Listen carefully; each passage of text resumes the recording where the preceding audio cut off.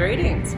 Obviously, I'm not in New Orleans this week. In fact, I'm back in my home country of Australia, visiting some friends, obviously visiting family, and naturally I'm visiting my coven members. So I'm also taking the time to really just relax in this Australian energy. I really love my home country. I'm a very passionate Australian, and I really believe that coming into or back into your own environment, somewhere that you were born and raised if you can really recharge you in ways that I find hard to explain. So hopefully when I go to some of my other places that I can really chill out in, I'll try and do a video there if I'm so inclined, just to express to you what I'm feeling in that moment in time, so to say. But of course now I'm in more of a urban environment, but still I'm by the river, right? And there's eucalyptus trees and there's Australian birds. Yes, there's a lot of urban noises as well, but what I'm saying is that I can really recharge, and you know, as a witch, actually this recharging has a chance for me to become a little bit more powerful. So I'm telling you this to segue into something I want to talk about this week, because during my consultations this week, or over the past 2 weeks, there's been a lot of questions, and I'm not going to get into specific questions because there's been so many of them, and we've discussed this a lot in consultations, and it's all surrounding the effect of social media and hexing and cursing on fellow occultists. So and the effect that has on us, you know, or you as a witch or a practitioner or a left-hand path practitioner, or if you're in demonology or whatever you're in, how that affects you. Now, of course, I could be a little bit older than you, okay, and so I'm from a different technological generation. That doesn't mean that I'm not on YouTube, or of course here I am, or on social media such as Instagram and Twitter and what else, Facebook. But I'm not sitting on that, and people's comments do not affect me, and therefore I'm not feeling like I'm attacked. I'm not feeling like any of the negativity that can potentially come from these sources is somewhat derailing my path of ascension. Okay, so that's really what we're talking about today. So if you feel like this is you, stick around. If not, perhaps another video is going to be for you. Okay, so I've taken some notes just to try and stay on track, and I've got actually 5 little ideas that I think that can help some of you if this is so relevant to you. Okay, so what am I actually talking about? Well, from what my clients are saying, they're on Instagram or they're on Facebook, and what they're finding is when they're actually interacting with other occultists or witches, sometimes there's jealousy, or maybe you're pissed off with what somebody else said, and from that conversation it escalates really, really fast, and all of a sudden everyone's becoming a hard ass and saying that they're going to curse or hex, or allude that they're going to curse or hex, or someone's trying to make out through lineage or something else that they're the toughest bitch in the land, or the toughest occultist, and you should watch out. And as far as I'm concerned, that's all bullshit. Really, there's so much that I don't talk about, because it's not that I can't talk about it, it's just you don't talk about it because you're giving over your power if you share certain knowledge. So I don't want everyone out there knowing all the occultist things that I do. That would be crazy, right? Because then other people would find perhaps an angle to come in to me or at me. And even though I have lots of protection things that I'll share with you a few ideas for yourself, that goes against what occultism really is. So one of the questions I often get is, can these people hex or curse me? Are these hexes and curses real? Well, I'll answer this in a way that I explain to a lot of clients during consultation. What happens is, I like to say there's 2 levels of basic vibrational energy. When we're on the path of ascension, we're on basically a higher frequency, right? And even though there's low vibrational energy that's operating here, when we're on the path of ascension, we we're trying not to interact with this energy. And so even though it's here, even though it exists, what we're doing is stepping above that, and we're not interacting with it. Therefore, once we do the cleansing and the protection work on ourselves, we're not affected by this lower vibrational energy. Now, what happens is when you're really engaging with a lot of these trolls or people that are trying to be tough or heavy and all of that sort of stuff, you're interacting with lower vibrational energy. People that sit there and troll other people and trying to be negative and just full of hate are unevolved. So if this is you, I'm not judging you. All I'm saying is that you need to step up or think about energetically really where you're at. Because if you're truthful with yourself, you don't have to be truthful. And if you're a keyboard warrior, you know, go for it. But where are you acting from in order to be such a keyboard warrior?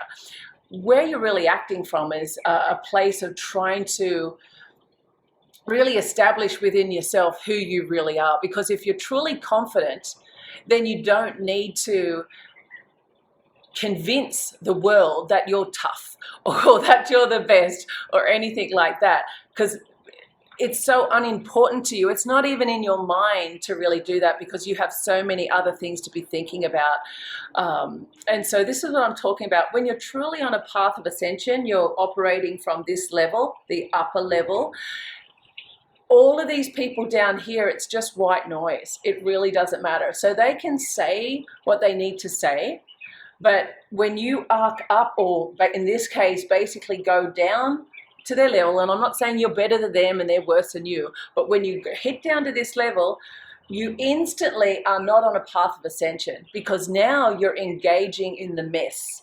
You're engaging in lower vibrational thinking and negative energy. So what happens when you're in a space of negative energy? Well, on the magical level, of course, you're attaching yourself to things like energy vampires. I've taken a few notes of other clients, what they've said is happening, just so I can share with you, because this could be you. When you're attacked by parasites, even jinn for a lot of clients, a lot of ghosts and spirits will attach to you when you're vibrating at a lower level demons.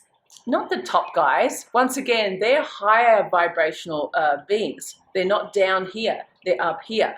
And if you can't connect, this is just a side note, that's really a different video. If you can't connect with your demons or the higher vibrational being, it's because you're operating at this level, okay? Catch my notes. A lot of new occultists who are trying to get in the mix are operating on this level. So anyone that's engaged in negativity and hate or trying to prove how tough they are all at this level. And it's not even up for debate if this is where you are. That's just where you are. So it's something for you to think about. Okay, it's just the way it is. And when you step away from a place of ego, when you're by yourself, you're looking in the mirror, you can actually say, yeah, I'm just really trying to become known or put out an image. You know, it's really for you to work on your own self-love. That's my tip for that. And I'm going to share that as a tip at the end as well. But most commonly, it's the energy vampires that when you're engaging with these people, actually what happens is that there's an energy cord that is then sent out. A lot of new occultists as well don't understand the importance of cleansing, cutting the cords, cleansing the aura and the chakras and the meridians in the body. So if you're not doing that and you're engaged constantly in all of this bullshit that's going on that level, then energy vampires are attached to you, and it can feel like a strong level hex or a curse. Because what happens on the mundane level, what happens is that maybe you start to feel depressed. There's anxiety, and there's all those other mental health challenges that can happen just by consistently engaging at this level, right? So it's really like when people talk with me or consult with me, they're expecting me to say, hey, I'm going to do some hex or a curse, or let's do some removal of a hex or a curse, and some of them are really disappointed when I don't actually tell them to buy, something from us or from anyone else.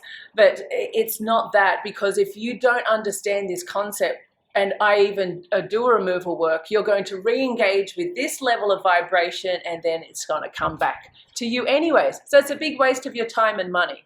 I'd rather you understand this concept, because as soon as you do, you're going to absolutely don't give a shit about what's going on down there. Now, as I said, I am not perfect, and I'm always learning and growing and improving. So yes, there's some times that if I'm in a certain mindset, if I'm in a certain mood, I can go back and sometimes get in the trough and battle it out with some idiots. And when I come out of that way of thinking, I'll pull myself out and go, wow, what was that shit about? Like, what did I just do? And I don't, I have a little laugh actually at myself, and I just, I'll just, get on with it essentially. I don't beat myself up for it. But so we're all open and prone to this when we're, engaged in social media in this day and age. I think that's really what I wanted to share with you. All right. So how can you, and so my takeaway message overall isn't not to engage in social media and with other people. Of course, there's so many benefits of actually being engaged and part of this wonderful age of technology where we're consistently sharing lots of information. But what can you do so it doesn't really affect a lot of you out there, especially empaths? I spoke to a lovely young lady in Canada this week, and she was quite empathic. And my tip to her was to not throw it out there that you're actually empathic, because then you're going to attract all these other empaths, and it's going to be like a me too, and then it's all, you're going to get into this who's the most empathic almost, and that really is quite depressing as an empathic. You're feeling almost overloaded as well when you get into that. So try and take that word, you're empathic, be an occultist empath. Don't share it around with everyone. You can be empathic and use that as a skill, but you shouldn't use that as a brand. So that's just a side tip for anyone that's empathic. But for everyone else out there, you really need to wear protection talismans. I'm not saying run out and buy one of our ones, but any type of, everything that I ever wear has a very specific purpose. So what you really need is get something that's symbolic and meaningful to you, either to connect with a spirit, an ancestor, or a symbol, so you can actually become or achieve a certain level of protection. That's really important. Make sure this object is something that you really love and that you wear, and that you consecrate and really work with consistently. One lady, for example, today, she said she also bought a mojo bag from someone in Mexico, and that's another layer that's also very, very helpful. It's another layer, but just make sure that you use or follow the instructions for that mojo bag so it is a protection object. Other protection objects would, especially if you're a witch, are you doing the protection spells? Don't just read about them or research them to find the best protection spell. Just do a damn protection spell. Just as another side note from another consultation this week, I noticed there's so many clever witches out there, but they do one spell and maybe it doesn't work, and they want to talk to me about why that didn't work. I'll say, how many times did you actually do it? And they'll say, well, just once. I'm like, get out of this idea that as soon as you put on the clothes and buy some spell equipment that you're a witch. You can say you're a witch, but you're actually an apprentice. Think of yourself as an apprentice and really just keep doing these spells. It's not one and done. Especially these old, if you're into occultism more, a lot of these rituals are done like over multiple days or over multiple seasons. They're never ever one and done. So just keep doing them. if you're a witch or an occultist that's on social media, I recommend that you do spells from many different cultures and regions, because there'll probably be stuff coming at you from all different levels. So that's a tip for that. Also, if you're an occultist, of course, the banishing ritual, the pentagram, is thrown around a lot in various different religions and magical forms. But just learn how to do it, even if you don't have to do it now. If you're a beginner, you should know how to do a banishing ritual, period. So when you're feeling negative energy in your space, you can quickly just do a banishing ritual, whichever technique you use. Of course, I'm doing the inverted one. But of course, I learned how to do the traditional banishing ritual. You should learn how to do a few rituals. Practice, practice, practice, and don't share your damn techniques on social media for the others to know what you're doing for counter magic, okay? All right. Number 4 was really, I said, witchcraft skills, but I've really just covered that in what I've said previously. Practice your witchcraft skills. You know, if you're 17 years old, you're not a master. So many people now are doing these courses and they're saying, I'm a master. I don't even call myself a master. I've been doing this for 40 years or over 40 years. I don't call myself a master yet. I think you'd sort of limit yourself as soon as you put a label. And I'm not putting shit on anyone that wants to have different labels based on certain systems they're in, and you're basically going up, you know, to reach a certain level. That's great, but I'm just saying, be careful if it limits how you think or what you think about your skill level. Because when you're looking in that mirror, if you have to move away from ego, you know what your skill level is. So don't bullshit yourself. Practice your witchcraft skills. Become curious again. Pull out a new tool that you don't know. Like, you know, go and get a new wand, for example, and practice with a wand. Get creative. And maybe you don't like it after a month or two, but, you know, just if you're really here feeling other people's energy, try do different things until you really feel secure and protected. Yeah, my fifth tip was to really step away from your ego. You know, I've changed my image and look over the years, and I'm going to be different in 5 years, I'll be different in 10 years, and I'm totally okay with that. As a chaos witch, I'm always growing, I'm always changing. Why do you think Black Witch Coven doesn't have basically its own book right now that we're sharing with the world, or creating our own memberships and stuff? Because I don't want to be set in stone. What we're doing is sharing information, and I tell anyone, get onto your own path. Find your own ways, because it's going to be different for you where you are in the world, if you're male or female, what other religious system you're operating in. I don't want to try and create a bunch of clones. But what you really need to do is find what's right for you. And that way, when you find what's right for you, you won't be trying to impress others, which is really what I'm trying to say.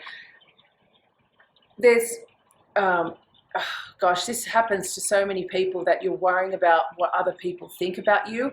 I'll break the illusion already. The majority of people out there aren't going to like you. They're not going to like what you're doing right now. They're not going to agree with you, and you're not going to impress them. So just take that straight off the table. Half the world or whatever is from a different religion. If we're in occultism, naturally they're going to hate us. That's okay. Let them hate. You've got to just up your magical protection. Love yourself. Stop trying to impress others, and there will be a small group of people that really dig you, and that's all that matters. Fuck everyone else. So my takeaway message is, for you that are operating or engaging in social media regularly, just understand all those people that are operating at a lower vibrational level are not strong magically. They just can't be. It's not energetically possible. The ones that are operating on this level are the ones that you probably don't even know about, or You don't know what they're really doing. And this is the power of the witch, or the power of the occultist, is the ones operating here. All the higher level demons operate here. All the higher level spirits, gods and goddesses operate here. They do not operate here. Just remembering what another client's question was this week. He's like, why doesn't Lucifer help me get, like, you know, he wants to go into certain arenas and pick up certain girls, right? And, you know, Lucifer listens to me because he can actually, he's telepathic, so he can talk to certain spirits, but he can't, Lucifer won't do stuff for him. I said, because where you're dragging Lucifer, or trying to drag Lucifer down, is to this level. He will not operate at this level. He won't engage with you. He's not interested, right? Remember that. So I hope this has really helped you, and I want to thank you for watching as always. Bye for now.